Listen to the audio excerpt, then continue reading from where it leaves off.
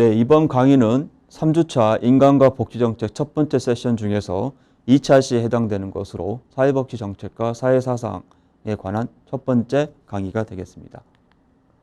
오늘 여러분들이 학습하게 될 다양한 시각은 다음과 같습니다. 보수주의, 진보주의, 급진주의, 개인주의, 집합주의, 고전적 자유주의, 사회민주주의, 막시즘 이렇게 됩니다. 오늘 여러분들이 이 시각들에 대해서 그 시각을 철학적으로 혹은 학문적으로 깊이 있게 학습하는 것이 아니고 사회복지 정책과 관련해서 이러한 시각들이 가지고 있는 기본적인 논제들, 즉 이 내용들을 모두 여러분들이 학습하는 것이 아니라 이러한 시각에서 봤을 때 사회복지 정책을 어떻게 해석하고 이해하는지 그 핵심 내용에 대해서 학습을 하는 것입니다. 자, 그럼 일반론부터 살펴보도록 하겠습니다. 먼저 보수주의에 관한 내용입니다. 보수주의는 사회복지 정책을 다음과 같이 해석하고 있습니다. 인간 본성에 대해서 인간은 이기적인 동물이다. 그렇기 때문에 통제가 필요하다라고 보고 있습니다. 개인 특성은 개인은 자유의지를 지니고 있기 때문에 자신의 행동에 스스로 책임을 져야 한다. 따라서 복지수급은 개인의 문제지 사회의 문제가 아니다. 라고 규정하고 있습니다. 가족에 대해서는 사회의 기본 단위는 전통적 의미의 가족이며 정부 간섭으로부터 자유로워야 한다고 보고 있습니다. 그렇기 때문에 정부의 복지보다 가족의 역할이 먼저다라고 보고 있습니다. 정부와 경제의 관계에 있어서는 자유시장 경제가 최고의 체계이며 정부가 시장에 개입하면 효율성만 저하된다라고 주장합니다. 사회 시스템에 대해서는 사회는 그 자체로 공평하며 내버려둬도 스스로 손을 추구한다라고 규정합니다. 따라서 국가의 사회복지 정책은 굳이 필요한 것이 아니다라고 보고 있는 것이죠. 변화와 개혁에 대해서는 현 상태를 유지하는 것이 바람직하다고 보고 있습니다. 다음은 진보주의가 바라보는 사회복지 정책입니다. 먼저 진보주의는 인간 본성에 대해서 인간은 선한 동물이므로 통제보다 선한 본성을 살리는 구조 조성이 필요하다고 봅니다. 개인 특성은 개인은 완전한 주체가 아니며 사회 환경의 영향으로부터 자유롭지 못하다고 봅니다. 그렇기 때문에 복지수급을 완전히 개인 문제라고 할 수 없다라고 보는 것이죠. 가족의 특성은 단일 가족 형태는 없으며 가족은 사회 경제적 상황에 따라서 변한다라고 보고 있습니다. 따라서 가족에 대한 정부의 복지 지원은 반드시 필요하다라고 주장하고 있습니다.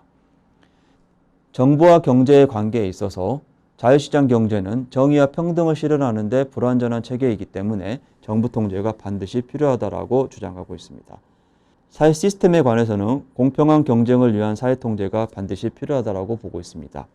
변화와 개혁은 온건한 변화를 위해 노력해야 된다라고 보고 있습니다. 급진주의입니다.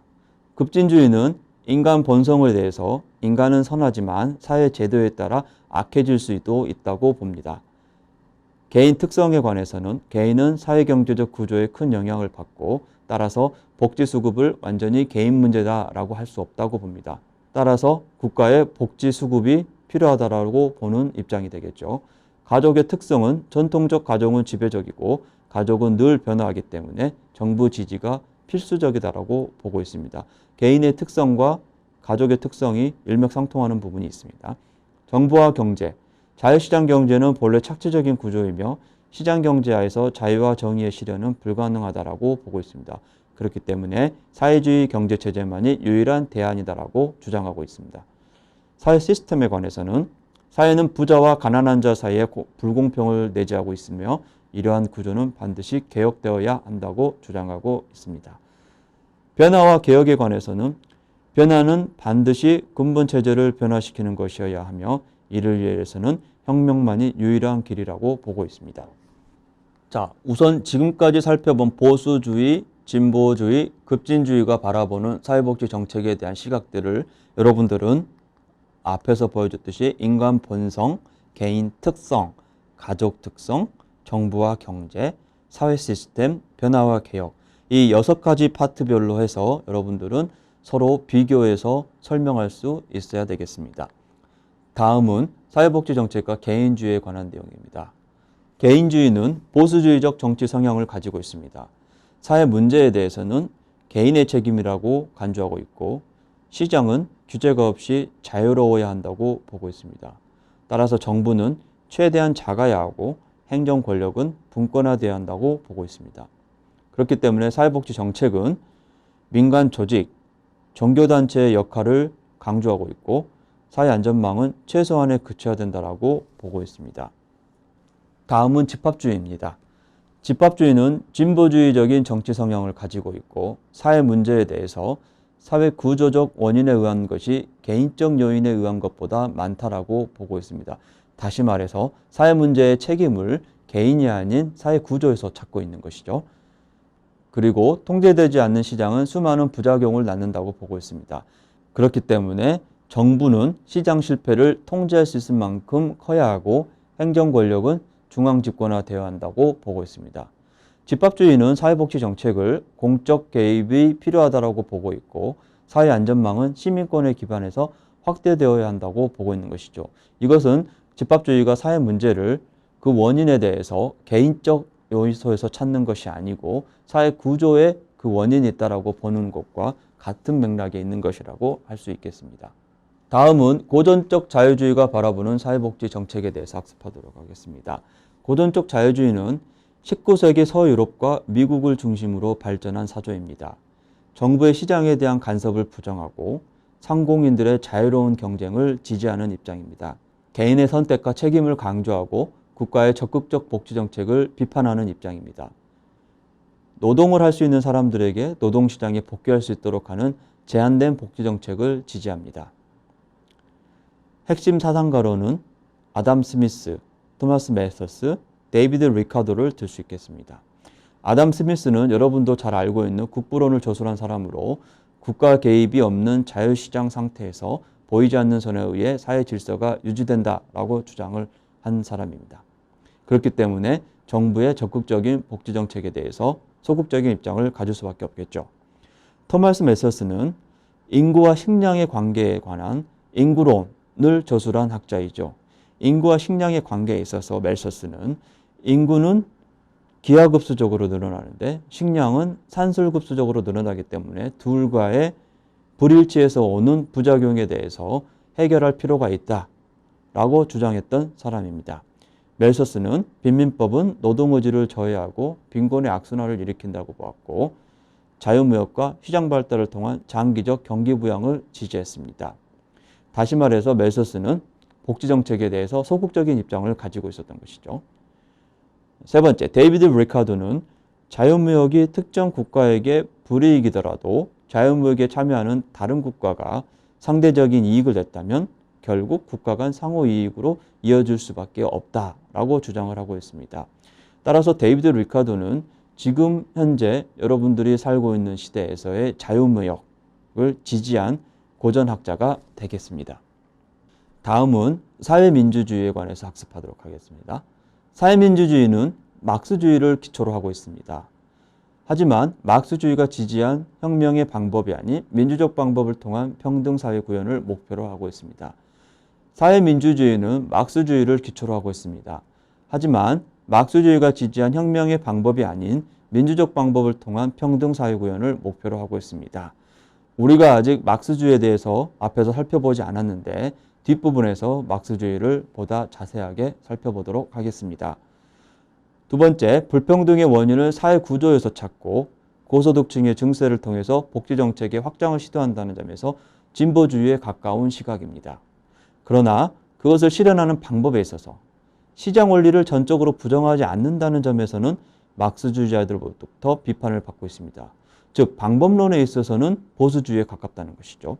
따라서 사회민주주의는 용어 그대로 사회주의와 민주주의가 섞여 있는, 즉 어떻게 혼합되어 있냐 그 정도는 사회민주주의를 추구하는 국가들마다 조금씩 다를 수는 있겠지만 사회문제주의가 기본적으로 사회주의적 요소, 민주주의적 요소가 함께 혼합되어 있다는 것은 공통적인 내용입니다. 다시 말해서 사회주의적 요소와 민주주의적 요소의 혼합으로 각 시대의 사회경제적 상황에 따라 강조되는 정도가 달라져 왔다는 것이 바로 사회민주주의를 학습하는 데 있어서 여러분들이 주의를 해야 하겠습니다.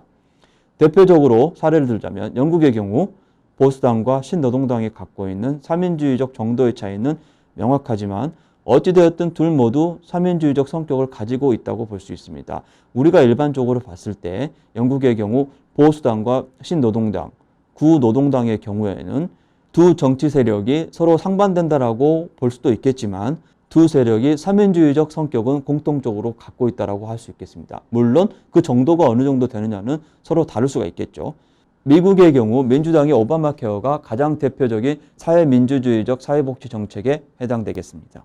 자, 그렇다면 우리가 사회복지 정책과 막시즘에 대해서 자세하게 살펴보도록 하겠습니다. 이 부분에서는 우리가 사회복지 정책과 사회사상에 관한 내용 중에서 이제 구체적인 강론에 들어가도록 하겠습니다. 오늘 시간에는 막시즘에 대해서까지 살펴보고 종료를 하고 다음 차시에서는 보다 더 구체적인 각각의 시각들에 대해서 살펴보도록 하겠습니다. 먼저 사회복지 정책과 막시즘에 관한 내용입니다. 우리가 막시즘을 보기 위해서는 막시즘의 핵심, 바로 칼 마르크스에 대해서 이해를 해야 합니다. 따라서 마르크스의 생애를 먼저 보도록 하겠습니다. 마르크스는 1818년 독일 트리오에서 변호사 아버지와 네덜란드 출신의 어머니 사이에서 태어났습니다. 원래 유대교 랍비 가문이었지만 아버지가 기독교로 개종을 하게 되었죠. 독일 본 대학과 베를린 대학에서 수학하고 철학 박사학위를 취득했습니다. 대학 시절에는 청년 해결이라는 급진주의 단체 활동으로 바라던 교수직을 포기하게 되죠. 1842년에 자유주의 성향의 라인 신문 편집장이 되고 이후 프랑스 파리로 이동하여 독불연보의 편집장으로 활동하게 됩니다. 마르크스가 독일에서 프랑스로 이주하게 된 가장 결정적인 계기는 독일에서 라인 신문 편집장을 하면서 너무 급진적이라고 하여 당국으로부터 감시와 핍박을 받았었죠. 그래서 프랑스로 망명하여 활동을 하였던 것입니다. 이후 프랑스에서도 독일과 비슷한 상황이 벌어지는 바람에 결국에 영국으로 망명을 하여 활동을 하게 되었죠. 영국에서 마르크스의 남은 인생에 운명적인 영향을 끼친 사람을 만나게 됩니다. 바로 엥겔스를 만나게 된 거죠. 마르크스가 저술 활동을 하고 연구를 하는 동안에 경제적으로 매우 불우했습니다. 그렇지만 그것을 가능하게 해줬던 후원자, 즉 엥겔스를 만나게 됨으로써 마르크스가 역작을 완성할 수 있었던 것이죠. 세 아들이 어린 시절에 사망할 정도로 마르크스의 생활은 매우 빈곤했습니다.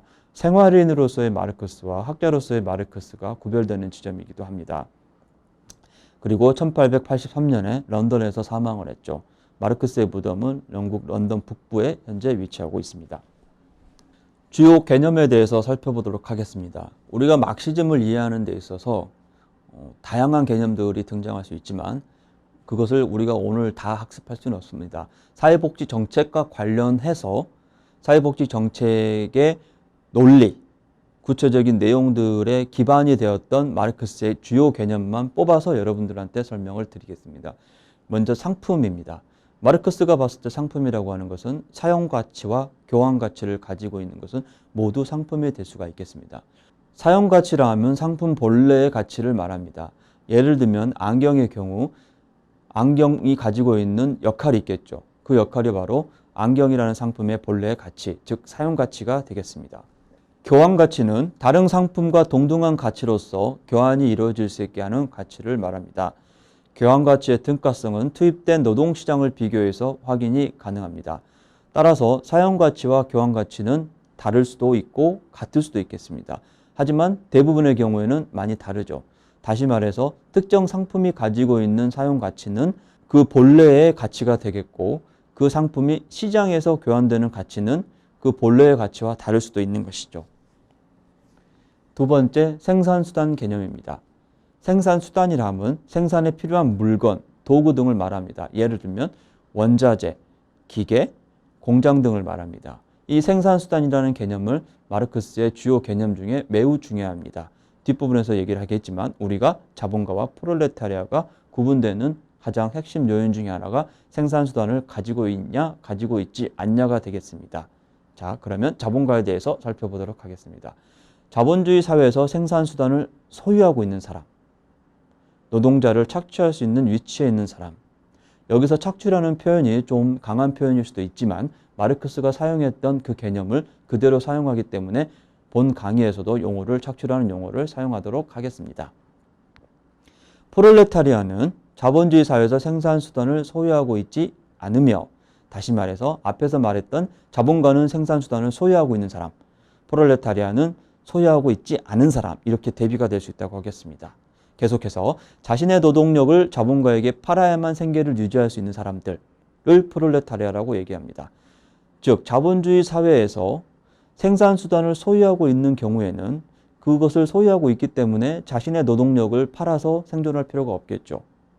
하지만 프롤레타리아, 즉 노동자들은 생산수단을 소유하고 있지 않기 때문에 자신들이 생존하기 위해서는 생산수단을 소유하고 있는 자본가들에게 자신의 노동력을 팔아서, 다시 말해서 노동을 해서 그 노동의 대가로 월급을 받아서 살 수밖에 없는 입장에 있는 사람들이 바로 노동자, 프롤레타리아라고 하는 것입니다.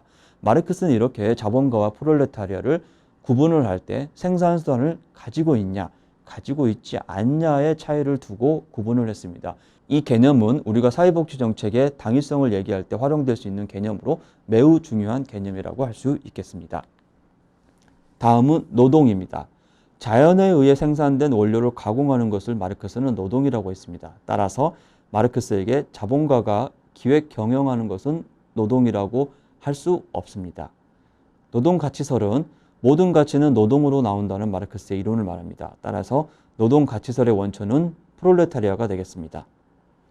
착취는 자본주의 사회에서 이윤의 대부분을 자본가가 차지하고 프롤레타리아는 생존이 가능한 정도만 차지하는 상황을 말합니다. 노동가치설에 따르면 착취는 정의롭지 못한 것이므로 전복되어야 할 폐단으로 간주되는 것입니다. 소외는 자기 자신, 생산활동, 생산한 물건을 함께 만든 이들, 그리고 그들의 잠재적 가능성 사이의 자연스러운 상호관계가 파괴된 상태를 마르크스는 소외라고 포괄적으로 명명했습니다. 자본주의와 노동소외에 대한 마르크스의 논의를 살펴보도록 하겠습니다. 먼저 배경으로서 1800년대 유럽과 프랑스의 상황은 프랑스 혁명 이후 왕정이 복고됨에 따라 보수적인 정치 성향이 만연했습니다. 그러나 노동자와 민중의 혁명적 분위기도 충만했었죠. 산업혁명과 도시화, 대규모 공장의 출현, 노동인구가 급증하고 있었던 시기입니다. 마르크스는 유적 존재로서의 인간을 강조했습니다. 인간은 필요한 것을 자연으로부터 얻을 수밖에 없기 때문에 노동을 하지 않고는 살 수 없는 존재라고 보았습니다. 다시 말해서 유적 존재라고 하는 말은 노동하는 인간을 말합니다. 자본주의 사회에서 인간은 노동을 통해 자신을 실현하는 것이 아니라 오히려 노동으로부터 소외되고 있다고 비판하죠. 즉 마르크스는 인간은 유적 존재, 즉 노동하는 인간이라고 보았는데 인간성을 실현하기 위해서는 인간에게 있어 노동은 필수적인 것임에도 불구하고 자본주의 사회에서 오히려 인간은 노동으로부터 소외되고 있는 상황이라고 비판했던 것입니다. 따라서 옳지 못한 체계라는 것이죠. 이렇게 인간이 노동으로부터 소외되는 방식을 마르크스는 세 가지로 구분해서 주장했습니다. 첫 번째, 자본주의에서 노동자는 생산활동을 스스로 선택하지 못하고 자본가들이 정해준 생산활동을 해야 하는 상황에 놓여 있습니다. 두 번째, 자본주의에서 생산된 생산물은 노동자가 소유하지 못하는 상황이라는 것입니다. 세 번째, 자본주의에서 노동자들은 서로가 분리되어 있습니다. 그들은 서로가 서로에게 둘러싸여 있지만 주어진 일만 반복적으로 수행할 뿐입니다. 다시 말해서 공장에서 우리가 컨베이어 벨트에서 일하고 있는 노동자를 생각을 해보면 그들은 같은 장소에서 서로가 서로에게 둘러싸여 있죠. 하지만 반복적인 일만 하기 때문에 자신이 맡은 일 이외에는 알지를 못합니다. 그렇기 때문에 서로 노동조합을 형성하거나 단체활동을 하기 힘든 구조에 놓여 있는 것이죠. 마르크스는 노동소외에 대해서 1844년에 출간한 경제학 철학 수고에서 다음과 같이 주장했습니다. 유적 존재로서의 인간, 총체적 존재로서의 인간, 인간의 총체적 활동으로서의 노동이라는 관점에서 사회재산 발달에 따른 계급 간 분열을 비판했고 분업에 따른 노동소외와 인간소외를 비판했습니다. 그러한 인간소외를 극복하기 위해서 노동자는 자본주의 사유재산 제도를 폐지하고 무계급 사회인 공산주의 사회를 건설해야 한다고 주장했습니다.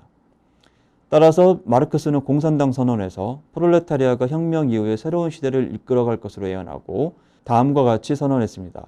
프롤레타리아가 이룰 것은 쇠사슬밖에 없으며 얻을 것은 온 세상이다. 전 세계 노동자들이여 단결하라. 많이 인구에 회자되는 구절인데 이 구절은 공산당 선언에서 마르크스가 마지막 부분에서 외쳤던 내용입니다. 다음은 마르크스의 역사 유물론, 다시 말해서 사적 유물론에 대해서 살펴보겠습니다. 사적 유물론은 마르크스 사상의 가장 기초적인 개념으로 먼저 헤겔을 비판하면서 성립되었습니다. 역사 발전의 이념과 정신의 진보에 의한 것이라고 주장한 헤겔의 관념론을 비판했습니다. 다시 말해서 역사가 진보해 왔던 원동력을 헤겔은 인간의 추상적인 관념, 철학, 형이상학적인 내용들이라고 주장한 것에 대해서 마르크스는 반대로 아니다, 물질이 더 중요하다. 그러면서 형이하학적인 것, 즉 경제적 요소가 중요하다라고 얘기를 했습니다. 바로 이렇기 때문에 유물론이라는 명칭이 함께 주어졌던 것이죠. 역사는 정신이 아닌 물질에 의해 진보한다. 여기서 핵심은 물질이 되겠습니다. 정신은 형이상학적인 것이고 물질은 형이하학적인 것.